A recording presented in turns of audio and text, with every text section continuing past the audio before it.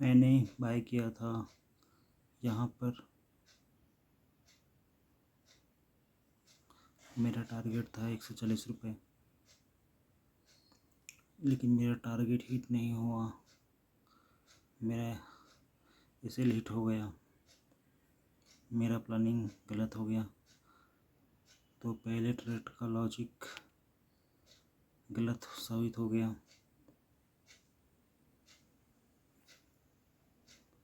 उसकी वजह जो देखने को आ रही है वो ये है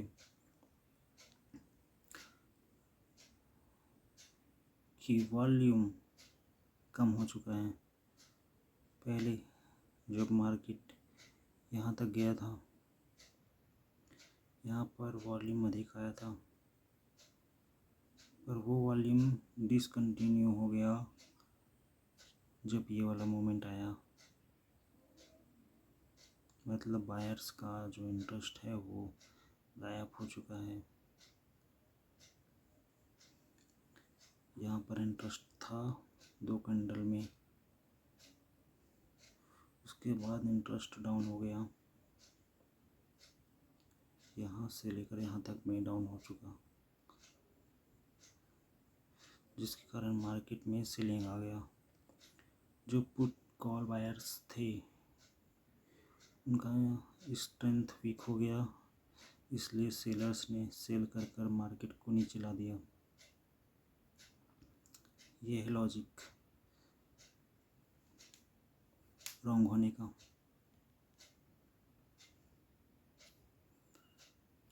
और अगर पुट साइड में देखें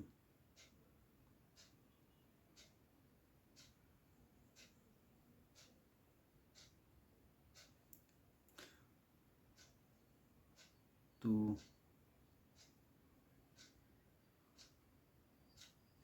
जब मार्केट यहाँ पर डाउन हुआ 2 कैंडल पर वॉल्यूम ज़्यादा था, यहाँ पर वॉल्यूम कम हो गया। ठीक है, क्योंकि यहाँ पर वॉल्यूम कम हो गया, ये बात दिखाता है कि जो सेलर हैं पुट वाले,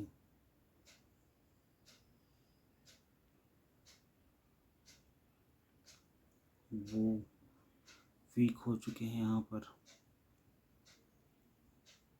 बट यहाँ पर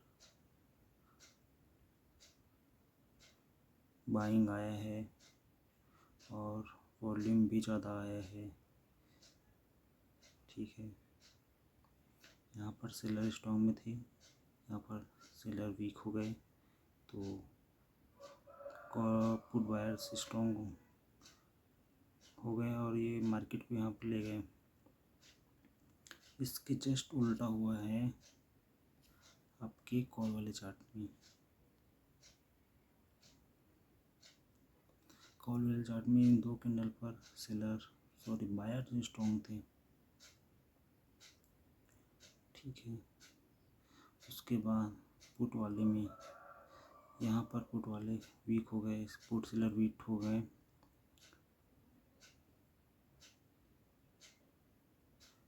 और यहाँ पर कॉल बायर वीक हो गए, दोनों एक साथ हुआ। तो अब मौका किसके पास आया है? पहले मौका था कॉल बायर्स के पास, तो अब मौका आ गया पुट बायर्स के पास। ठीक, पहले स्ट्रॉन्ग हुए कॉल बायर्स, मार्केट को ऊपर ले गए, वो वीक हो गए। फिर तो पुट बायर स्ट्रॉन्ग हो गए, वो मार्केट को नीचे ले आए। अब मार्केट आ चुका है 105 रुपये के करीब पर। तो मार्केट यहीं पर क्यों? तो लॉजिक तो ये हुआ कि मार्केट ऊपर क्यों गया, फिर यहाँ पर मार्केट नीचे क्यों आया, इसका लॉजिक तो ये हुआ। यहाँ पर वाई बढ़ा कॉल का तो स्ट्रॉन्ग थे, फिर यहाँ पर कॉल का वाई गिर गया, यहाँ से पुट का वाई बढ़ना चालू हुआ तो पुट वायर स्ट्रॉन्ग हो गए। अब लॉजिक यहाँ ढूंढना है कि मार्केट यहीं पर ही क्यों कॉल बायर्स वीक हुए और पुट बायर यहीं पर क्यों स्ट्रॉन्ग हुए।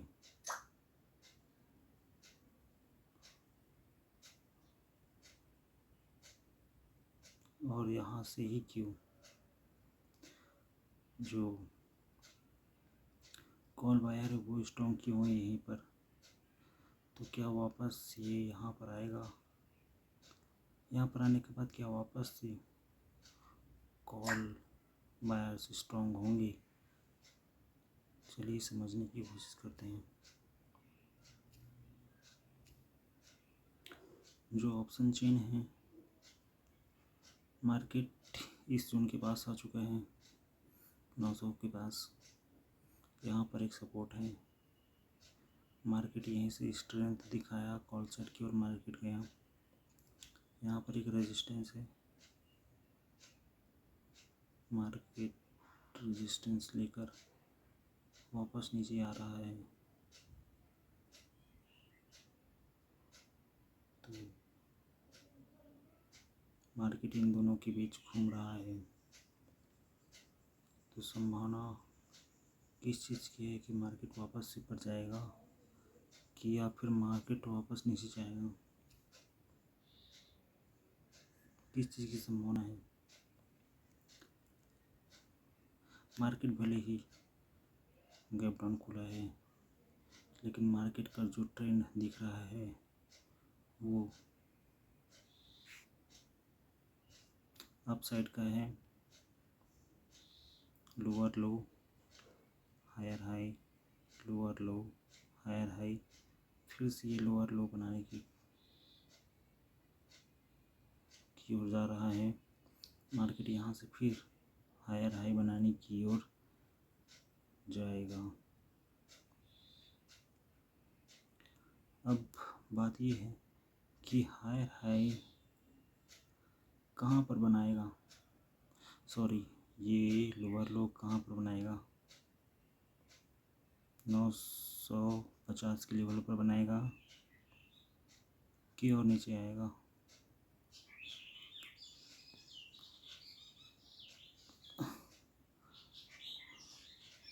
ये कैसे पता चलेगा, ये पता चलेगा हमें पुट का वाई देखकर, सॉरी पुट का वॉल्यूम देखकर और कॉल का वॉल्यूम देखकर। अगर अभी मार्केट नीचे जा रहा है तो अगर यहाँ पर पुट में वॉल्यूम डिक्रीज़ होता है, नीचे आता है, तो कॉल बायर्स वापस से इंटरेस्ट स्ट्रेंथ में आएंगे और ऊपर लेके जाएंगे मार्केट को। तो क्या अभी यहाँ पर वॉल्यूम डिक्रीज़ होता दिखाई दे रहा है, चलिए देखते हैं। ऑप्शन चेन पुट, अभी मार्केट जहाँ पर है वो है 950, तो 950 वाला ही पुट लेते हैं।